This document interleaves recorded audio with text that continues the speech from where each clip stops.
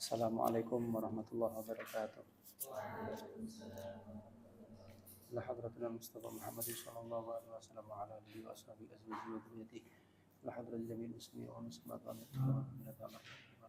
masyayikhina masyayikhina sallallahu bina bina bina ahmad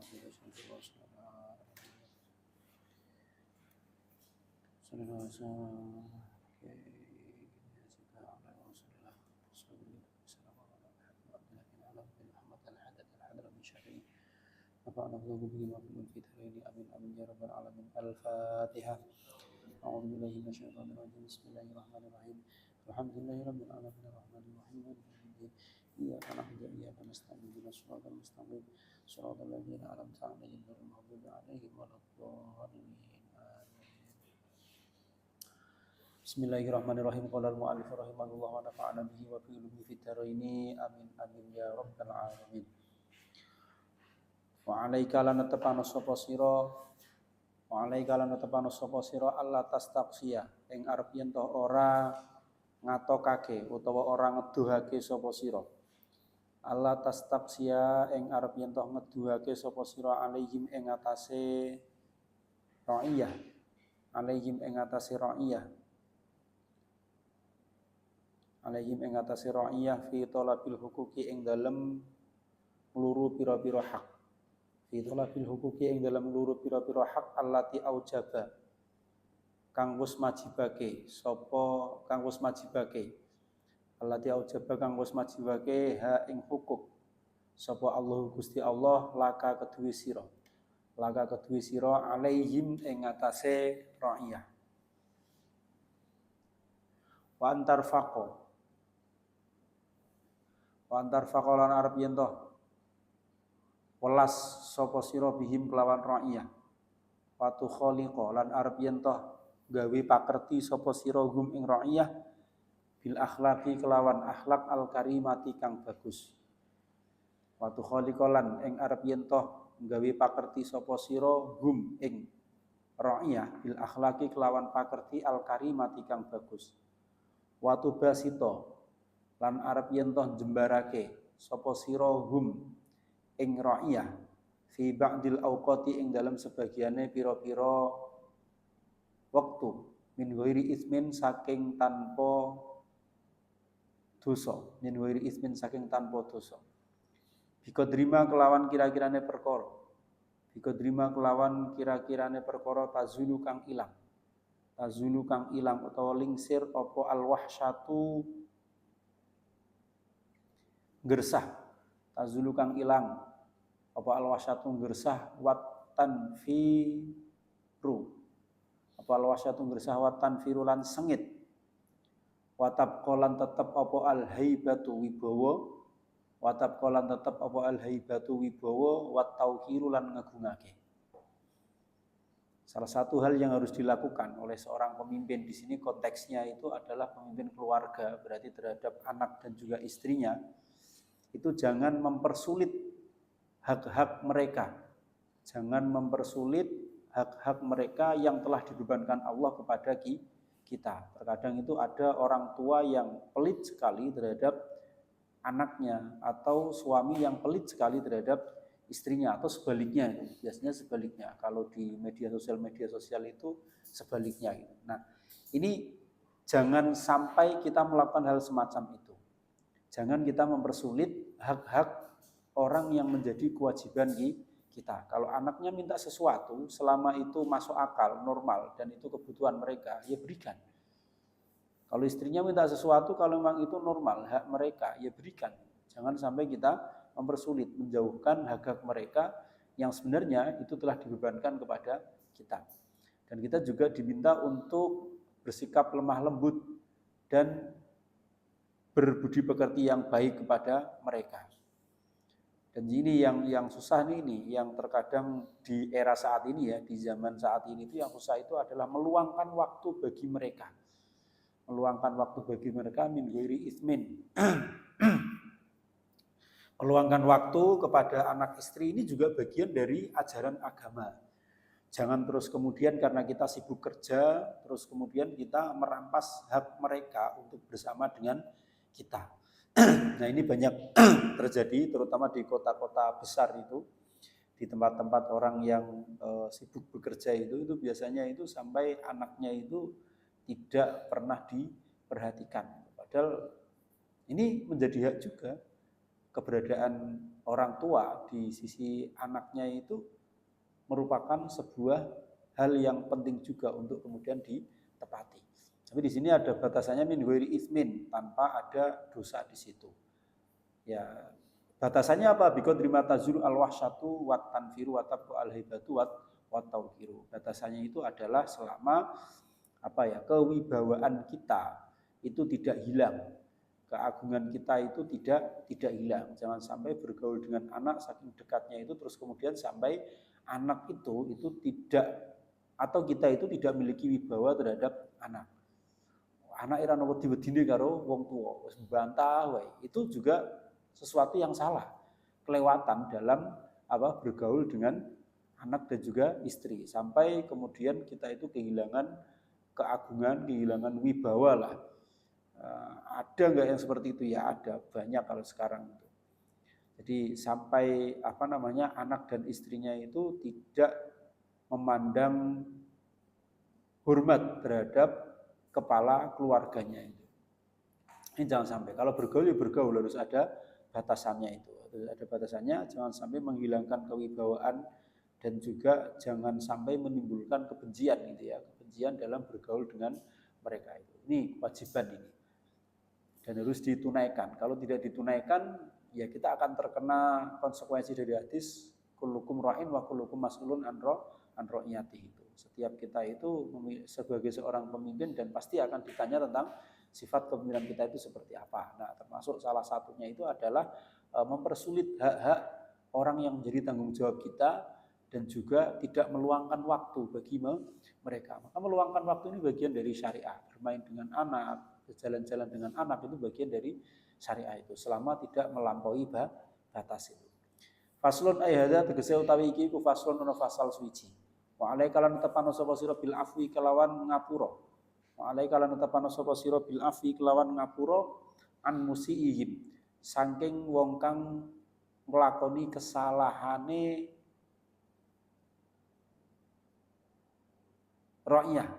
An musiihim saking wong kang nglakoni kesalahane ra'iyah.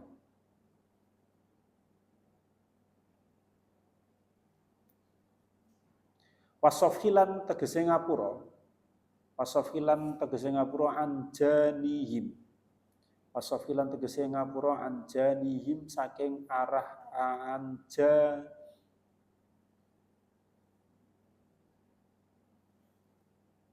anjanibihim saking arah-arahe. Anjanibihim itu kalau di sini itu tulisannya, yang di sini itu redaksinya itu anjanibihim gitu ya. Anjanibihim saking arah-arahe ra'iyah, saking arah-arahe ra'iyah. Waj'al lan dadekno sapa sira hum ing ra'iyah.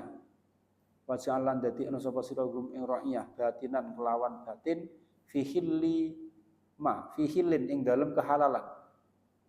Waj'al lan dadekno sapa sira hum ing ra'iyah batinan kelawan batin fi hillin ing dalem kehalalan mimma saking perkara. Mimma saking perkara ikhtal sau kang padha njukuk utawa padha ngrampas sapa ra'iyah hu ing mimalikin saking wong kang duweni. Mimmalika saking bondo sira. Mimmalika saking bondo sira. Fa innaka mongko sak temene sira iku saufa tajidu, bakal nemu sapa sira. Fa innaka mongko sak temene sira iku saufa tajidu, bakal nemu sapa sira zalika ing mengkono-mengkono malik. Zalika ing mengkono-mengkono malik fi kafati hasanatika ing dalem iringane kebagusan sira. Fi kafati hasanatika ing dalem iringane kebagusan sira. Fala yang bagi monggo ora prayoga. Fala yang bagi monggo ora prayoga ayakuna ing arep ento ana apa hadzuka. Apa hadzuka bagian sira minhum saking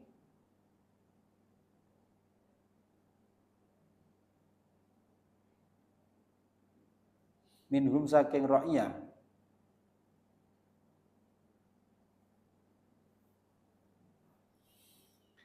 Fala yang bagi mongko ora prayoga ayakuna ing arep yen ana apa hadduka bagian sira.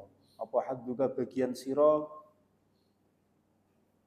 minhum saking ra'iyah iku as-sawaba ganjaran. Wa hadduhum lan bagiane ra'iyah mingka saking sira iku al-iqaba. Iku al-iqaba siksa. Waqat kilalan teman-teman den dawuhake den ngendikake li Rasulillah kedue Rasulullah Muhammad sallallahu alaihi wasallam. Kam iku pira nagfiru ngapura sapa ingsun. Kam iku pira nagfiru ngapura sapa ingsun lirraqiki maring wong kang welas asih fi kulli yaumin ing dalem saben-saben dina. Fi kulli yaumin ing dalem saben-saben dina. Faqala mongko dawuh sapa kanjeng Nabi Muhammad sallallahu alaihi wasallam.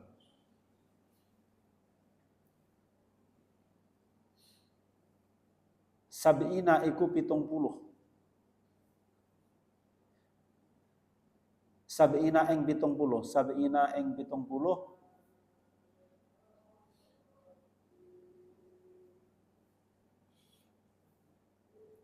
Apane zallatan kaluputane.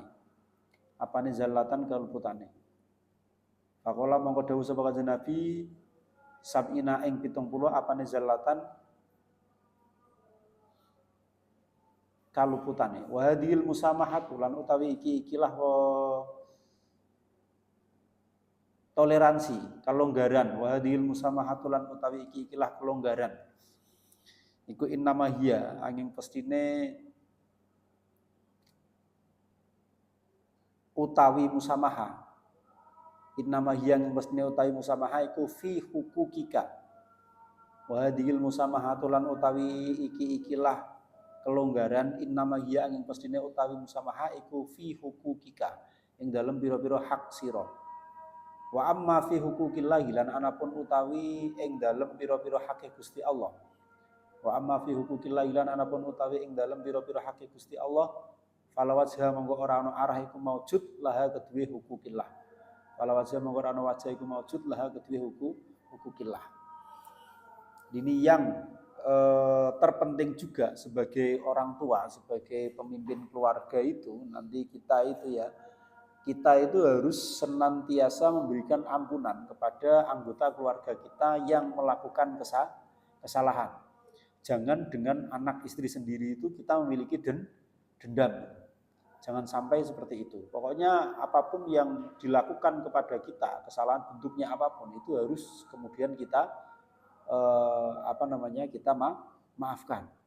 Jangan sampai kita itu yaitu tadi menyimpan dendam kepada anak istri sendiri. Terkadang tuh ada orang tua yang perilaku anaknya itu membuat dia tuh sakit sampai berlarut-larut, bahkan sampai dia tuh selalu ingat terus itu kalau cerita sama orang itu, wah aku ki tau dilok ke anak gue ini lorone, gue mau kayak gitu. Itu diingat-ingat terus gitu loh. Ya kenapa diingat? Ya karena kalau dia cerita dengan orang itu berarti dia kan merasa dia tuh ingat dengan sakit hati yang dibuat oleh anaknya itu. Nah ini tidak boleh hal semacam ini. Sebagai seorang pemimpin kita harus, sebagai seorang yang memimpin rumah tangga kita itu harus senantiasa memaafkan kesalahan anggota keluarga kita. Jangan sampai nanti di akhirat itu ya seperti yang dikatakan itu ya. Kalau kita tidak berikan maaf kepada anggota kita itu kan berarti dia itu kebaikan dia itu akan diberikan kepada kita sehingga kita itu amal timbangan baiknya itu banyak, sedangkan anak-anak kita, anak istri kita itu timbangan kebaikannya itu sedikit dan bahkan lebih berat timbangan buruknya karena kita senantiasa tidak memaafkan mereka. Nah ini tidak bagus. Tidak bagus hal semacam itu. Kita membiarkan anak istri kita itu berarti masuk ke neraka dengan kita tidak memaafkan kesalahan mereka. Dan bahkan kita itu harus menghalalkan apa yang mereka ambil. Ihtalsau itu bahasanya itu mengambil tanpa minta izin. Kayak semacam mencuri, kayak semacam merampas itu, mengambil hak tanpa minta izin kepada pemiliknya. Jadi kalau misalkan ada anak kita itu kok mengambil uang kita nantinya itu ya terus jangan dihukumi dia itu mencuri terus kita tidak memaafkan, ya tidak. Itu juga kita mencari uang dan yang lainnya kan untuk anak kita itu. Kalau untuk pendidikan nggak apa-apa, misalkan dimarahin untuk pendidikan, ya minimal kalau mau minta uang itu izin, misalkan mau mengambil uang, jangan mengambil begitu begitu saja. Ini kalau hanya untuk pendidikan. Tapi kalau itu sampai ke hati kita, kita tidak ikhlas, kita tidak menghalalkan. Pokoknya orang tak halal kayak gue biyen cilik tak gede bosok gede malah jebui duitku itu. Tidak diikhlaskan seperti itu. Ya ini tidak diperbolehkan juga, tidak baik juga kita melakukan hal semacam itu. Intinya itu kita itu memiliki tanggung jawab untuk mendidik anak, bukan untuk mendidik anak istri dan juga untuk menyelamatkan mereka baik di dunia maupun di akhirat. Nah, kalau kita tidak mengikhlaskan, tidak menghalalkan apa yang mereka ambil dari milik kita, itu berarti kan kita tidak menyelamatkan anak istri kita. Kita tidak mudah mengatakan tidak ridho anak kita seperti ini, tidak ridho pasangan kita seperti ini, itu akan mempersulit mereka kelak di hari kiamat itu. Nah, ini tidak boleh itu, karena itu tanggung jawab kita juga menyelamatkan mereka baik di dunia maupun di akhirat itu. Jangan sampai kita itu tidak menghalalkan apa yang pernah diambil oleh anak kita. Ya meskipun itu tanpa seizin kita mencuri dan juga yang lainnya, itu jangan sampai seperti itu. Ya kita ikhlaskan saja. Kita ikhlaskan apa yang mereka ambil. Tapi kalau untuk mendidik mereka itu ya nggak apa-apa. Kemudian kita marahin mereka. Tapi kalau sampai di hati kita itu tidak mengikhlaskan, itu nanti itu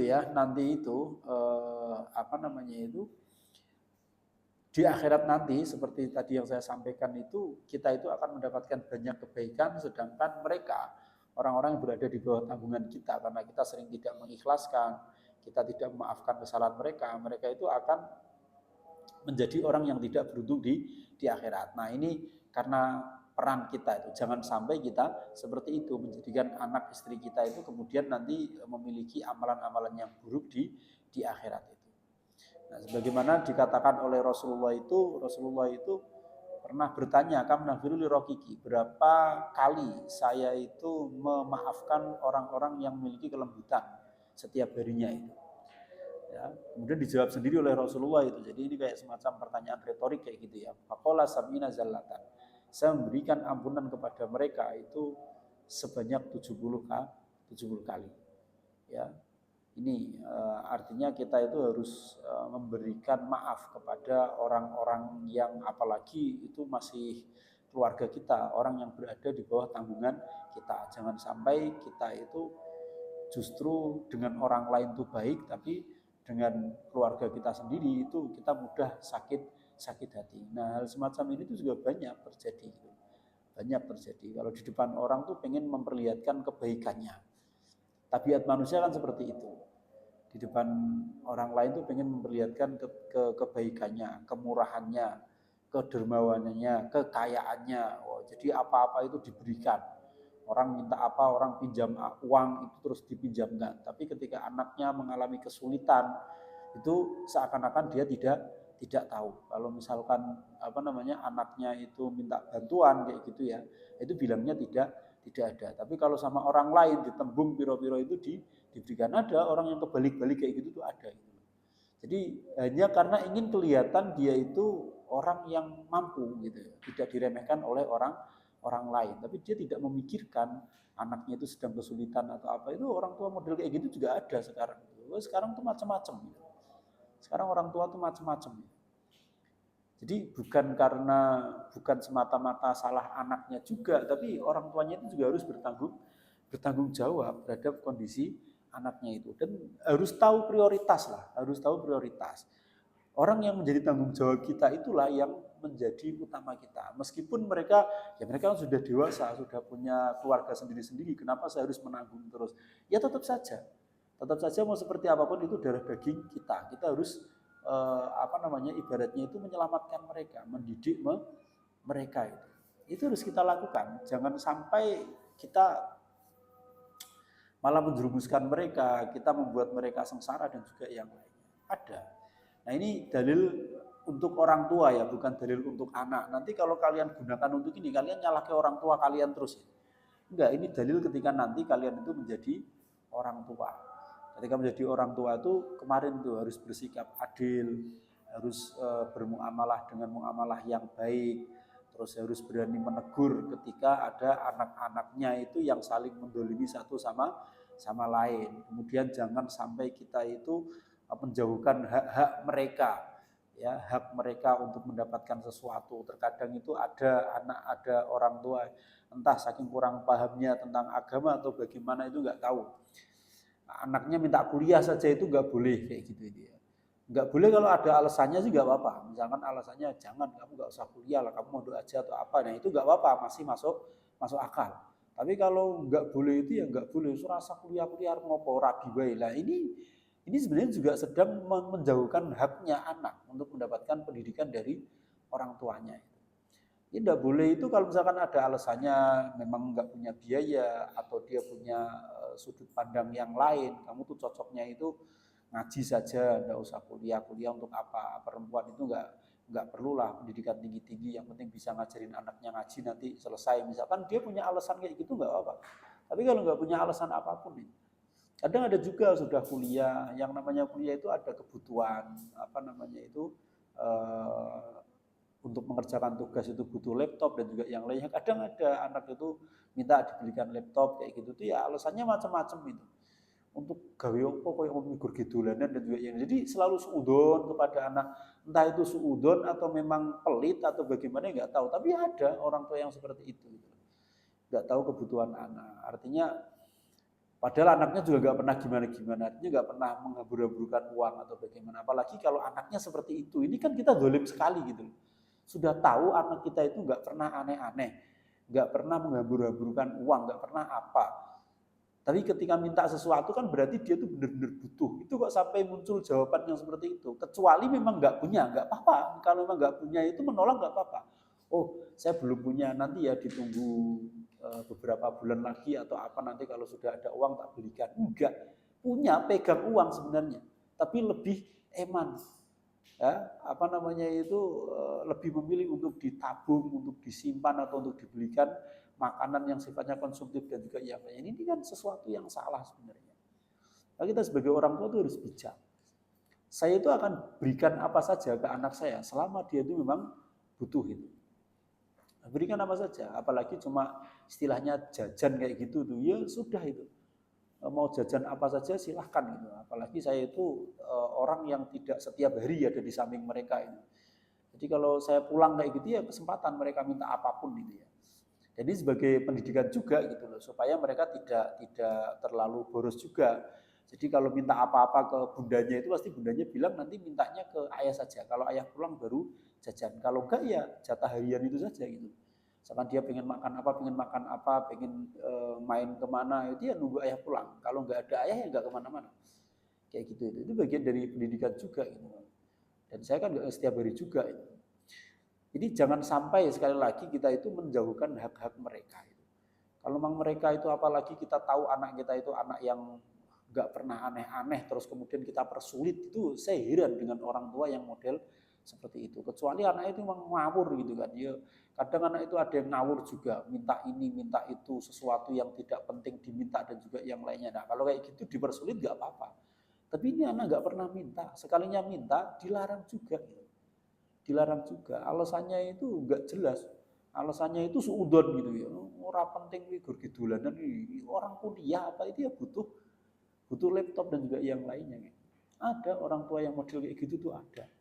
Jadi sekarang itu handphone itu kan menjadi kebutuhan, bukan lagi sesuatu yang sifatnya tuh tersier, bukan lagi yang sifatnya tuh sekunder, tapi handphone itu saat ini adalah sifatnya itu tersier gitu ya, sifatnya itu pokok gitu loh, bukan yang sekunder atau yang sifatnya itu primer, sorry.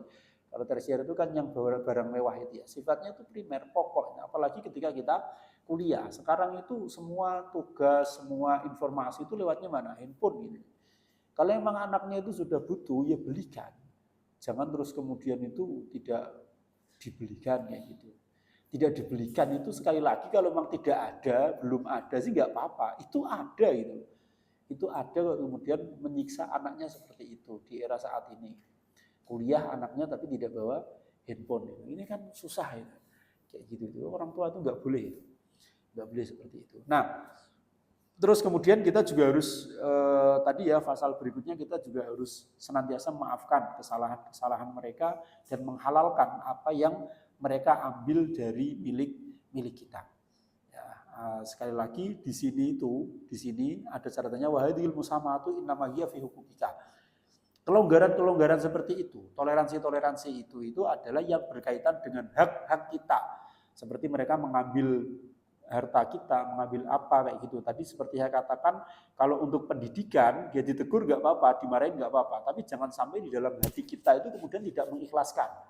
Ya, sampai mati nggak akan saya ikhlaskan itu. Nah, ini nggak boleh kayak gitu, nggak boleh seperti itu. Nah, kelonggaran-kelonggaran itu yang ada kaitannya dengan hak kita. Kalau wa amma fi hukukillahi fala wajhalah. Kalau itu kaitannya dengan haknya Allah, misalkan anak itu tidak sholat, anak tidak puasa, maka tidak ada toleransi di dalam hal tersebut itu. Kita harus bersikap tegas. Anak ora sholat ya dikon sholat. Meskipun harus berantem, harus apa itu ya harus benar-benar dimarahin gitu. Tidak boleh kita itu toleransi dalam hal-hal yang haknya Allah. Seperti kemarin saya contohkan misalkan anak kecapean kerja, terus kemudian nggak dibangunkan untuk sholat. Anak karena habis perjalanan jauh atau capek kerjanya itu di lapangan diperbolehkan untuk membatalkan puasa. Nah ini kan hal-hal yang sebenarnya tidak boleh dilakukan. Kita harus berpegang teguh pada prinsip ketika itu kaitannya dengan hak-haknya Allah. Kecuali itu haknya kita, itu boleh kita bertoleransi dan bahkan kita harus bertoleransi kalau tentang hak kita. Misalkan motor, mobil dipakai anak istrinya ya sudah biarkan saja. Tidak usah kita terlalu memikirkan. Misalkan digawa anaknya di kampus kok kemudian motor itu baret atau jatuh ya sudah biarkan. HP rusak dan juga yang lainnya sudah dimaafkan. Jangan terus kemudian diancam-ancam anaknya itu ya. Terus kemudian dipersulit haknya itu, ya kamu sudah dipegangi motor, diberikan kepercayaan motor malah kayak gitu kan. Dan itu ngomongnya sampai ke hati, benar-benar gak ikhlas sampai ke hati. Nah ini tidak boleh. Tapi kalau urusannya itu dengan haknya Allah, maka kita harus tegas. Anak tidak sholat, anak tidak puasa, anak tidak melaksanakan perintahnya Allah, itu kita harus benar-benar tegas. Dalam soal prinsip berkaitan dengan Allah itu kita harus tegas kepada anak. Tidak ada di situ falawatjalah. Tidak ada toleransi, tidak ada jalan lain selain kita mengatakan halal dan juga haram. Wa khussalan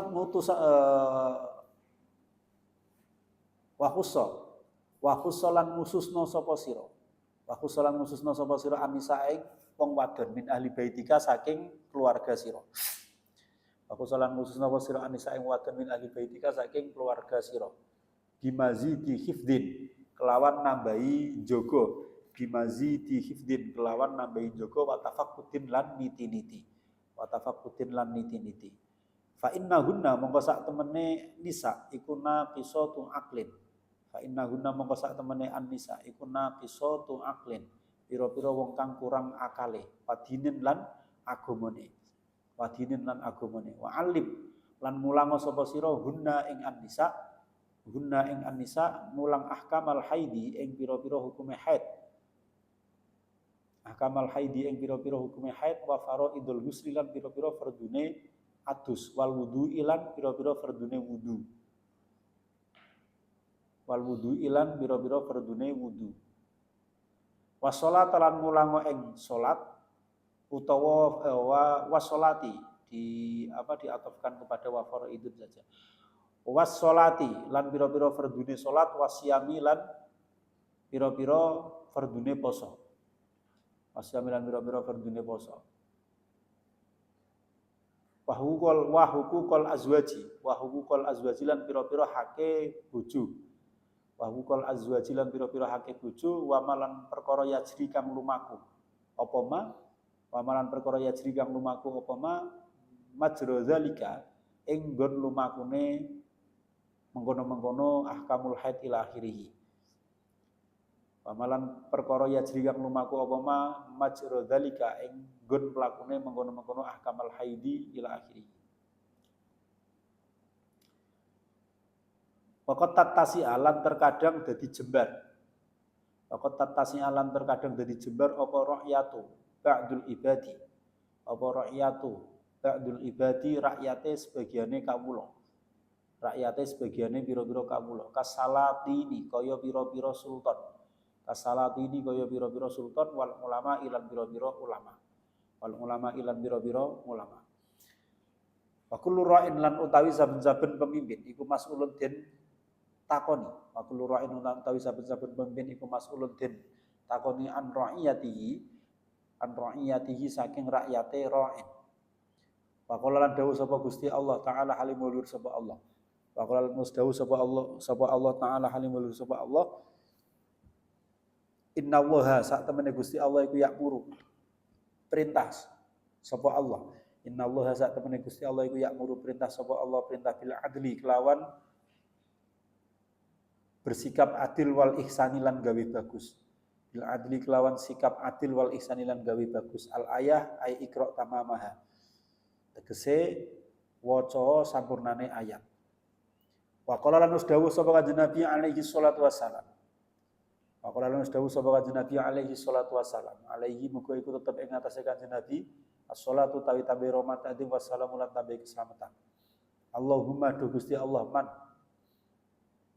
utawi sapa wong man utawi sapa wong iku waliya masrahake sapa man iku waliya masrahake sapa man min amri ummati saking perkara umat ingsun min amri ummati saking perkara umat ingsun.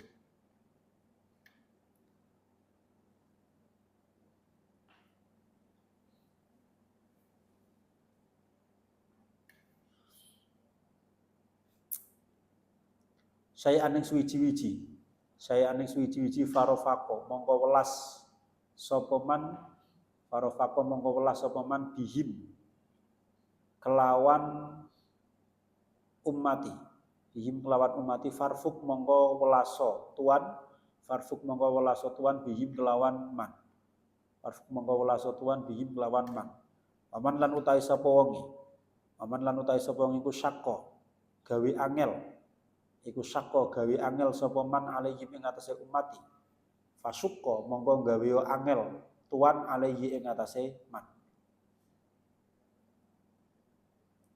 Wa qala lan dawuh sapa kanjeng Nabi alaihi salatu wassalam. Wa qala lan dawuh sapa kanjeng Nabi alaihi salatu wassalam. Ma min walin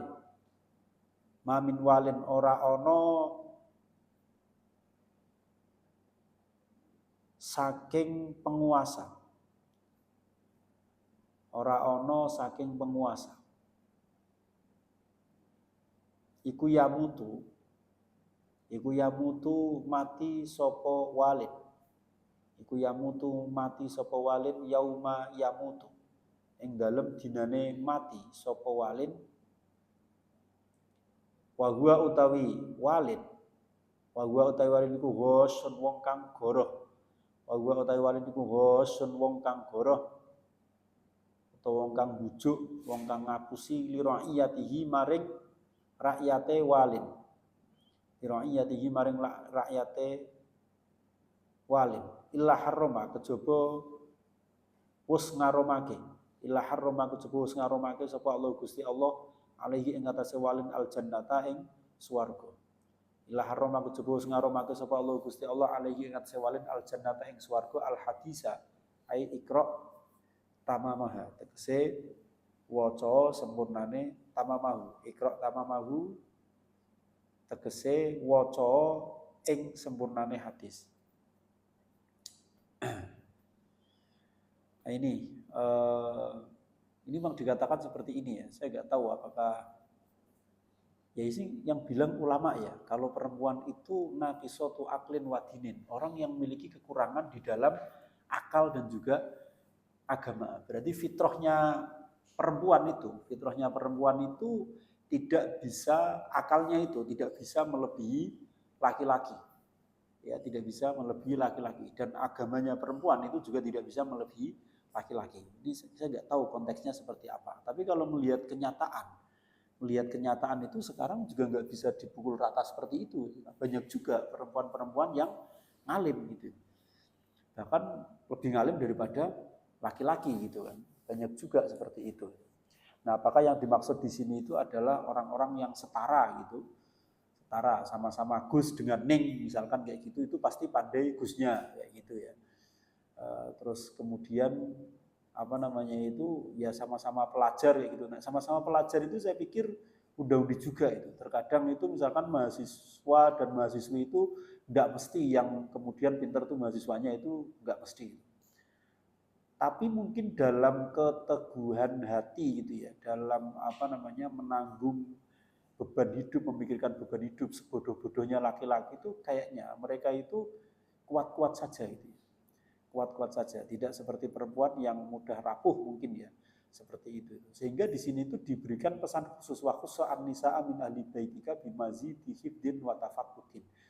Kita itu harus lebih memprioritaskan, lebih berhati-hati, menambah kewaspadaan ketika menjaga anggota keluarga kita yang itu perempuan. Jadi kalau punya anak perempuan itu menjaganya itu harus lebih ekstra dibandingkan memiliki anak laki-laki. Alasannya itu di sini dikatakan fa innahunna naqisatu aqlin wa dinin. Karena mereka itu memiliki kekurangan-kekurangan di dalam akal dan juga agama itu. Ya, seperti itu, rata-rata memang kayak gitu itu.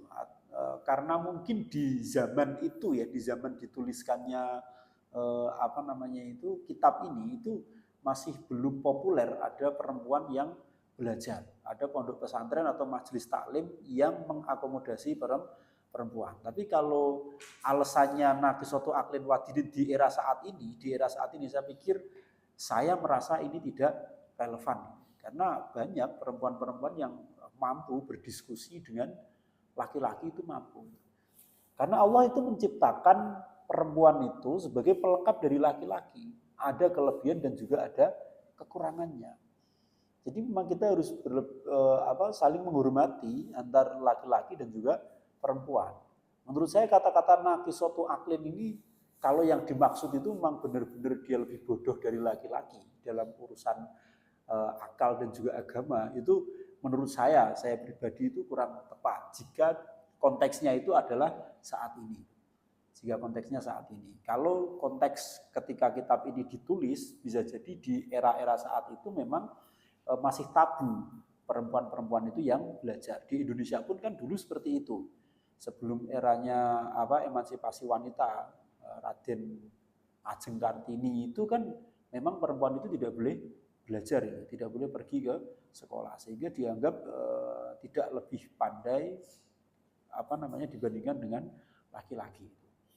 Ya meskipun ulama-ulama itu juga banyak yang rata-rata itu laki-laki memang yang pandai-pandai itu, tapi banyak juga laki-laki yang tidak lebih pandai daripada perempuan. Artinya kalau cuma pemahaman tentang kalau di sini dikatakan ahkamul haid, faraidul husli itu banyaklah yang lebih ngalim dibandingkan dengan laki-laki itu. Apalagi laki-lakinya itu tidak pernah belajar agama. Masa iya dia lebih pandai daripada perempuan yang nyantri, yang mondok, yang belajar ini kan nggak mungkin. Sekarang kan banyak itu mubalek perempuan atau ahli-ahli hukum perempuan itu kan banyak. Di channel-channel tertentu itu pengasuhnya itu perempuan. Seperti ada channel di YouTube itu Al Irsan, itu pengasuhnya juga perempuan. Saya nggak tahu latar belakangnya apa, tapi minimal kalau melihat kajiannya itu dia nggak ngawur juga. Dia bawa kitab kalau menjawab itu juga bertendensi tidak asal ngawur itu juga tidak itu. Ada itu channel Al Irsan misalkan nanti bisa dibuka lah di YouTube itu. Itu pengasuhnya itu perempuan dan kajian-kajiannya itu tentang fikih-fikih nisa itu, fikih-fikih perempuan itu ada kok yang paham kayak gitu. Kenapa kemudian disebutkan naqisatu aqlin? Ya alasannya itu karena memang perempuan itu menurut saya itu makhluk yang lemah dalam artian banyak sekali fitnah yang bisa terbatas, pergerakan dari perempuan itu terbatas. Kenapa terbatas? Bukan karena mereka tidak mampu, tidak, tapi mereka selalu berbenturan dengan fitnah-fitnah yang ada di sekitarnya. Fitnahnya itu lebih besar. Fitnahnya itu lebih besar. Contohnya laki-laki itu keluar malam jam 2 malam itu nggak akan dirasani gimana-gimana sama orang yang melihatnya. Tapi ada perempuan jam 12 malam masih di luar naik motor sendirian, itu orang berpikirnya negatif kabeh. Kayak wong wedok model opo koyo ngono iki, pasti kayak gitu tuh. Artinya bukan karena kalian tuh lemah, kalian itu dibatasi, kegerakan kalian tuh terbatas, itu bukan karena kelemahan kalian tuh bukan. Tapi karena konsekuensi yang kalian tanggung itu lebih besar daripada laki-laki. Kalau dulu itu ya bahasa LE gitu ya, bahasa LE itu. Laki-laki itu membonceng perempuan yang berbeda-beda. Hari Senin bonceng si A, Selasa bonceng si B. Itu nggak akan pernah dikatakan gimana-gimana sama masyarakat, itu biasa saja. Tapi coba kalian itu misalkan kuliah, pulang ke sini, setiap hari Senin diantar cowok lain, hari Selasa diantar cowok lain. Itu pikiran masyarakat itu sudah luar biasa. Wong wedok opo kuwi, bendino kok diterke wong lanang beda, pasti pikirannya kayak gitu. Beda dengan cowok itu kalau nganter temennya meskipun tiap hari itu berbeda lewat, malah diarani gagah kayak bendino ganti cewek kan kayak gitu. Jadi sebenarnya kalian itu lemah bukan karena kodratnya kalian itu memang lemah. Justru perempuan itu kalau menurut orang-orang yang aktivis gender kayak gitu, terus kemudian feminis kayak gitu, itu mengatakan perempuan itu justru fisiknya itu sangat kuat sekali. Fisiknya itu sangat kuat sekali. Bahkan ada sebuah penelitian gitu ya, laki-laki itu kalau misalkan head itu, sekali head itu kayaknya bisa pingsan gitu. Tapi perempuan kan masih bisa beraktivitas dan juga yang lainnya. Terus laki-laki itu nggak akan kuat menanggung beban perempuan. Fisiknya perempuan itu sangat kuat. Bayangkan dia bisa mengandung selama 9 bulan. Itu luar biasa loh, luar biasa capeknya. Kalian saja itu, saya tantang itu laki-laki misalkan nggak melepaskan ranselnya selama 9 bulan itu kuat apa enggak itu ya. Jadi kemana-mana ranselnya tuh dibawa, tidur dibawa. Itu pasti kalian nggak nyaman. Nah itu ibu kalian, perempuan itu selama 9 bulan tuh kayak gitu. Punya kenyamanan tidak seperti itu. Jadi secara fisik itu mereka nggak lemah. Punya mereka itu kelebihan yang lebih dibandingkan kita. Dan laki-laki itu juga punya kelebihan, kekuatan ototnya itu yang lebih kuat laki-laki tentunya kan kayak gitu. Punya kelebihan. Jadi memang setiap makhluk yang diciptakan Allah itu pasti punya kelebihan. Begitu kalau cara saya menghargai itu. Jadi saya menganggap saya nggak lebih hebat daripada perempuan. Karena mereka itu punya sisi-sisi lain yang juga lebih hebat daripada kita. Jadi menurut saya sekali lagi kata-kata naqisatul aqlin nggak usah terlalu dipikirkan gitu. Kalau saya pribadi itu, kalau yang dimaksud di sini naqisatul aqlin itu benar-benar kurang akalnya dalam artian tidak bisa bersaing dengan laki-laki, itu kalau kita melihat konteks saat ini saya agak kurang setuju. Memang kalau misalkan diterus-teruskan masalah agama gitu ya, masalah agama, kayaknya perempuan itu nggak bakalan bisa melebihi laki-laki. Perempuan itu nggak bakalan bisa melebihi laki-laki. Kalau fasilitasnya sama ya, itu orang yang sama-sama cerdas, sama-sama IQ-nya, misalkan IQ-nya itu sama-sama tinggi, terus sama-sama diberikan fasilitas belajar agama, itu sampai pangkalnya, itu kayaknya perempuan nggak bakalan bisa, kodratnya perempuan itu ya, nggak bakalan bisa lebih pintar daripada laki-laki. Pengalaman saya seperti itu. Mau sepandai apapun perempuan itu, tapi kalau masalah agama itu pasti dia kalah dengan yang namanya laki-laki. Saya dulu waktu sekolah itu banyak teman-teman saya yang perempuan itu cerdas-cerdas itu. Pinter dalam kimia, pinter dalam matematika. Saya pikir dengan kecerdasan yang mereka miliki itu belajar nahwu itu bakal gampang juga. Tapi nyatanya nggak bisa, nggak masuk mereka belajar nahwu, belajar fikih kayak gitu tuh ya tetap kalah dengan kita gitu. Meskipun kita kalau matematika itu juga ya meskipun nggak bodoh-bodoh amat, tapi nggak pinter-pinter amat juga ya cuma bisa kayak gitu aja. Tapi ada yang matematikanya tuh bagus. Jadi sama-sama kita belajar fikih kayak gitu itu, ya mereka itu kayak susah sekali tuh mempelajari fikih itu. Apalagi kalau materinya itu sudah tentang muamalah itu, seram mudeng blas gitu kan. Seram mudeng blas. Itu kalau terus belajar nahwu itu ya, dulu waktu di aliyah itu kan ada mata pelajaran nahwu itu. Nahwunya alfiyah sisa sikis orang mudeng blas, mesti remedi itu pasti. Padahal harusnya dengan kecerdasan mereka ya, belajar ilmu eksak kan harusnya saya pikir harusnya mereka sangat mudah mempelajari itu. Wong itu ilmu yang hanya dihafalkan dan dipahami kayak gitu kan. Tapi nyatanya mereka nggak bisa. Nyatanya mereka nggak bisa. Dalam hal agama itu mereka lemah. Nah mungkin memang ada beberapa yang seperti itu. Tapi kalau melihat kenyataannya saat ini juga banyak perempuan-perempuan yang kemudian alim. Apalagi kalau cuma untuk pemahaman ahkamul haid dan juga yang lain itu banyak. Banyak yang alim juga. Artinya tidak terus kemudian kalau secara umum mungkin iya dalam masalah agama itu perempuan itu tidak bisa mengalahkan laki-laki. Yes, katakanlah ustadz-ustadz yang kondang itu kan ustadz kan, bukan ustadzah kan.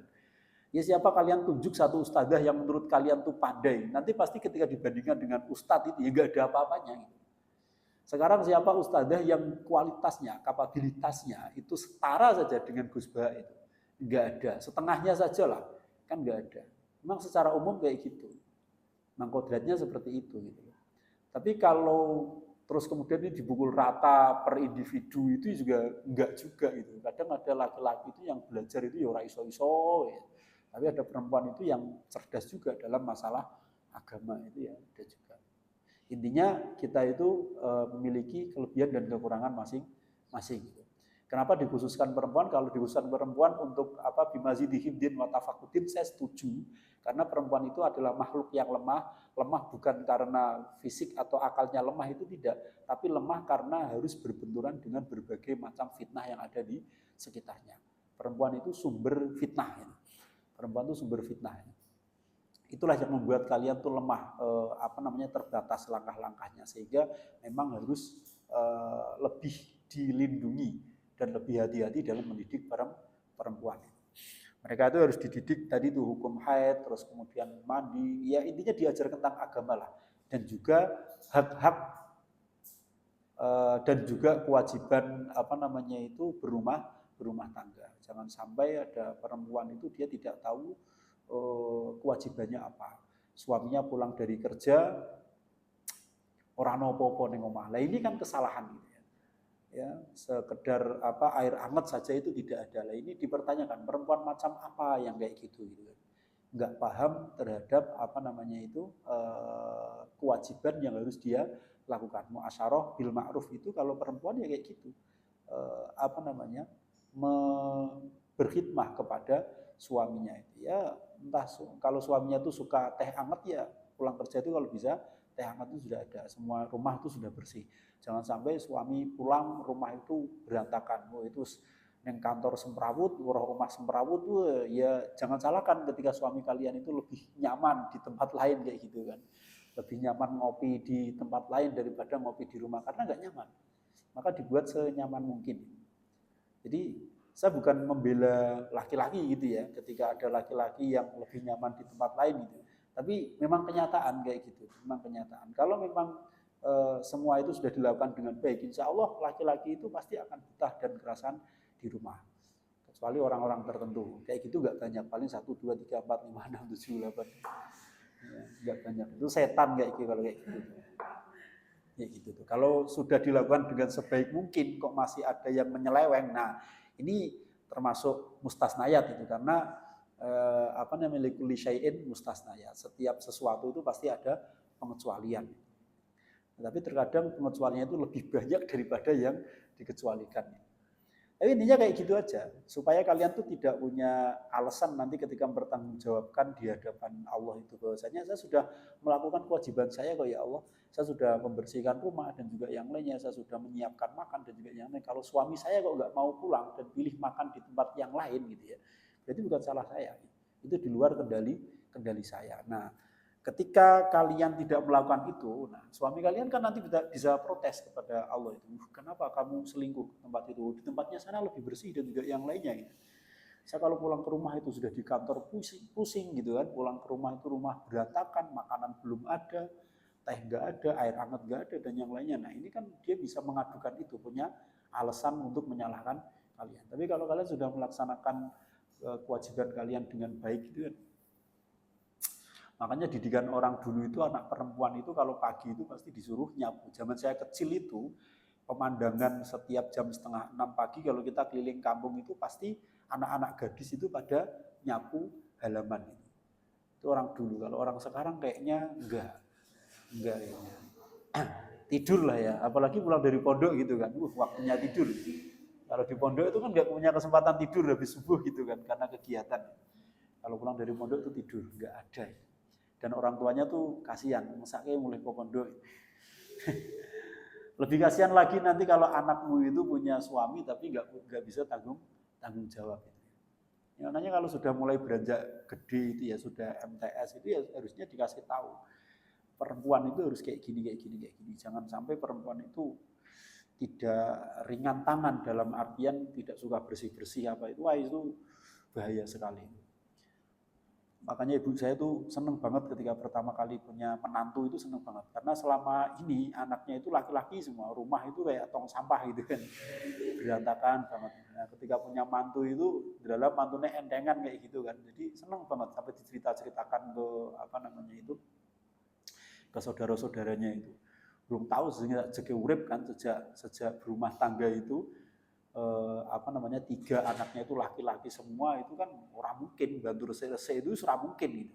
Orang mungkin orang kodrate terus ya kemudian kita memang tidak dididik untuk seperti itu gitu. Jadi rumah itu ya kayak kapal pecah kayak gitu. Tapi sekalinya ada perempuan itu kan yang diidam-idamkan gitu kan akhirnya ono sing bantu resik-resik apa pulang dari kegiatan itu pulang ke rumah itu sudah semuanya sudah bersih. Itu kan yang diidam-idamkan gitu. Yang diidam-idamkan orang tua yang tidak memiliki anak perempuan tuh kan kayak gitu. Sama seperti orang tua yang tidak memiliki anak laki-laki. Idam-idamnya kan pengen mengantarkan anaknya itu ke lapangan main sepak bola kan pasti kayak gitu tuh idam-idam. Ya menungso itu nggak ada apa namanya nggak ada habisnya itu syukurnya. Makanya kayak gitu aja. Nah, sebenarnya bagi saya itu nggak usah pikir pusing gitu ya. Anak laki-laki sama perempuan itu sama saja. Terima saja, kita syukuri saja kodratnya. Nak duwe gur anak perempuan, saya kebetulan dua-dua kan perempuan semua ini. Nek duwe gur 2 anak perempuan ya dinikmati aja positifnya itu rumah saya akan selalu bersih dan saya itu akan menjadi raja gitu kan karena dilayani oleh 3 orang gitu kan. Ya. Kalau yang punya anak laki-laki ya minimal saya itu bisa bangga anakku jadi juara badminton. Itu teman saya yang punya anak laki-laki itu anaknya seusia anak saya yang besar itu sudah pinter main badminton. Anak saya suruh megang raket saja itu nggak bisa gitu kan. Tapi ya nggak apa-apa, emang kodratnya nggak seperti itu gitu. Kodratnya nggak seperti itu. Kecuali memang dia hobi kayak gitu ya. Karena kodratnya perempuan ya sudah. Yes, kayak gitu. Nggak usah apa ya. Karena kan kunci kebahagiaan itu kan ketika kita itu tidak memandang nikmatnya orang lain ya. Terserahlah Gusti Allah nikmat setiap orang itu pasti masing-masing. Tidak perlu kita memandang nikmatnya orang lain. Kalau kita selalu memandang nikmatnya orang lain ya, kita akan selalu merasa kurang. Kita akan tidak bisa bersyukur atas nikmat yang diberikan kepada kita itu. Nah itu ya, jadi itu ke anak perempuan. Jadi memang anggota keluarga yang perempuan itu harus lebih hati-hati dalam menjaganya. Menurut saya alasannya bukan karena mereka itu lemah, tapi karena mereka itu pergerakannya itu terbatas. Nah, sebagian orang itu memiliki rakyat yang lebih besar. Kalau kemarin kita itu kan rakyat amah itu yang dimaksud itu kan anggota keluarga. Tapi sebagian hambanya Allah itu dia memiliki rakyat yang skalanya itu lebih besar. Seperti pemimpin, sultan dan juga para ulama-ulama itu memiliki umat-umat yang itu juga menjadi rakyatnya. Terus pemimpin itu juga memiliki rakyat-rakyat yang menjadi tanggung jawabnya itu. Nah itu juga semua itu akan dimintai pertanggungjawaban. Maka perintahnya Allah innallaha ya'muru bil adli wal ihsan. Kita harus senantiasa memerintahkan berbuat adil dan juga berlaku kebaikan. Itu perintahnya Allah. Kalau kemarin konteksnya itu kepada anggota keluarga, ini kalau konteks nanti kita kok menjadi seorang pemimpin atau menjadi ulama, ya kita harus berbuat adil dan berbuat baik kepada seluruh masyarakat kita itu. Bahkan Rasulullah itu berdoa, ya Allah, kalau ada orang yang berbuat baik terhadap umatku dan mereka itu memiliki kasih sayang terhadap umatmu, maka kasih sayangi mereka. Tapi kalau ada orang yang mempersulit waman syaqqa alaihim fasyuqqa alaih. Orang yang mempersulit umatku maka persulitlah urusannya. Nanti kalau kita menjadi pemimpin, kita menjadi ulama itu seperti konteksnya dakwah itu yasiru wala tu'asiru. Berbuat baiklah, permudahlah, jangan mempersulit itu. Nah ini kalau kita mempersulit itu ya kita sudah didoakan sama Rasulullah itu. Ya, karena kita itu hidup di zamannya Rasulullah. Semua orang saat ini itu adalah umatnya Rasulullah. Kalau kita mempersulit orang, maka kita akan dipersulit oleh Allah. Karena doanya Rasulullah, "Wa man syaqqa 'alaihim fasyuqqa 'alaih." Barang siapa yang mempersulit terhadap umatku, maka persulitlah kehidupannya itu. Dan Rasulullah juga mengatakan gitu ya, ma min walin yamutu yauma yamutu wa huwa ghashul li ra'iyatihi. Tidak ada seorang pemimpin ketika dia meninggal dan dia itu berbohong atau dolim kepada rakyatnya, kecuali Allah telah mengharamkan. Ini bahkan dia belum mati saja itu. Di sini segotnya itu pakai madi illa haramallah, kecuali Allah telah mengharamkan. Jadi saat ini itu Allah sudah mengharamkan para pemimpin yang dolim itu. Haram untuk apa? Haram untuk masuk surganya Allah. Jadi sekarang tuh hukumnya itu sudah haram untuk masuk ke surganya Allah bagi siapa? Bagi pemimpin-pemimpin yang dolim terhadap rakyatnya. Ini konteksnya bisa konteks tadi kepala keluarga, bisa konteks pemimpin kita, memimpin anggota tubuh kita, bisa konteksnya itu adalah seorang pemimpin atau seorang ulama yang memimpin warganya itu. Semoga kita diselamatkan dari kepemimpinan-kepemimpinan yang dolim. Wassalamualaikum warahmatullahi wabarakatuh. Terima kasih. Assalamualaikum warahmatullahi wabarakatuh.